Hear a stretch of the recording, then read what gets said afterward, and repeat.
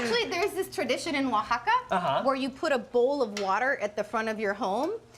It can be any bowl, and it's got water, and you put flowers in it, and it's meant to absorb the negative energy of any of your guests. I would have to be living on Niagara Falls. Just so we are clear. Oh, that is TV host Matthew Hoffman having a great food and a lot of fun with celebrity chefs. His new show is called Fame to Table, and Matthew is joining us now to tell us more about this show. Is so fun. Aw, thank you. You're doing an amazing job. For people who haven't seen it, explain more about what it really is. Yeah, so thank you for having me. I co-created Fame to Table with the great Blake Swerdloff, and we took it to our family at the Design Network. And Fame to Table is a fun culinary show where I interview famous chefs about the dish that made them famous. And I pull back the apron and I get to interview them about really their culinary journey. And because I am no fool, they cook me the dish that made them famous. And I don't know about you, but in my house, the smoke detector is usually a timer. This was, it was fun to pretend like I knew what I was doing in the kitchen with about 4 months of editing to make me look maybe okay. It's working because what I really enjoy is that I thought it was going to be just all about that dish, but you're really dishing it up with them. I mean, you're getting a lot of information. Yeah, it's so fun. Like you, I do celebrity interviews for a living, and this show, they're not selling anything. So it's a genuine conversation where I think that they're asked things that they might not expect or haven't been asked before.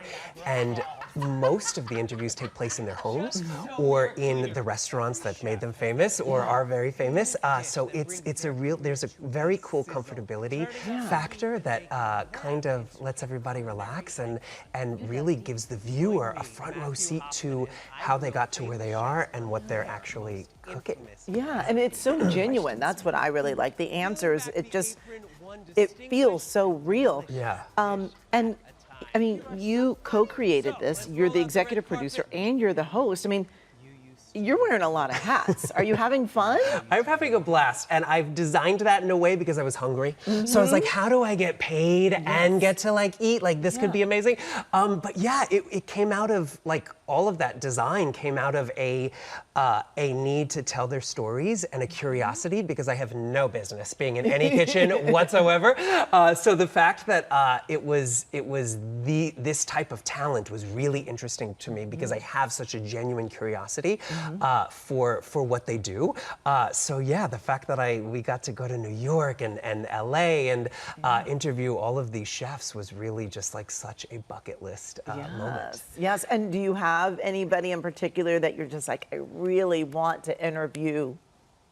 Every person on the show, there was no accident. I was like, so are you free on a Tuesday? But yeah, we interview such unbelievable chefs, Southern California chefs, the great Carney Wilson, may she be bronzed in the town square. I love her so much. Rock royalty, culinary queen, and she made me her fall to your knees mac and cheese. And in the words of Wilson Phillips, it really makes you want to hold on for one more day because it was so good. Like, it was just so good. We have Proudly Serving down in Redondo Beach, which is the smash burger phenomenon by Matt MacGyver. We have Shimmy Aaron, who is the babka king of Los Angeles. And then we went to New York and interviewed Fariel Abdullahi, who is the executive chef at Marcus Samuelson's Haven Mar. The great Melba Wilson, who owns Melba's and is a culinary icon in New York. And Chris Scott from Chopped and Top Chef. It was just such a bucket list moment. I ate my way through the show and I have no regrets. Well, you know what I think is so appealing too is that for so long, the chefs were just like an unknown person back behind the kitchen wall. And hopefully the food was great, but you didn't really care who made it. But now, I mean, chefs are rock stars. That was the word I was good. They are rock stars. Nothing short. Everyone has a book or a restaurant, and they should because they're so talented. And it's interesting if you look at it. It's a form of entertainment, and it's kind of like the only form of entertainment that has a tangible product at the end. Like you actually get to taste the talents as opposed to hearing them or watching them. So it's really such a special gift that they have. I can barely fill up a Brita tank with water, so like I'm impressed by anything that they do. But it was just an incredible show that I got to for 26 minutes, shine a light on them, full stop from the beginning to the end, and it was amazing. Yeah. Well, it is amazing, and I hope there are more seasons to come. Thank you. Will you come on?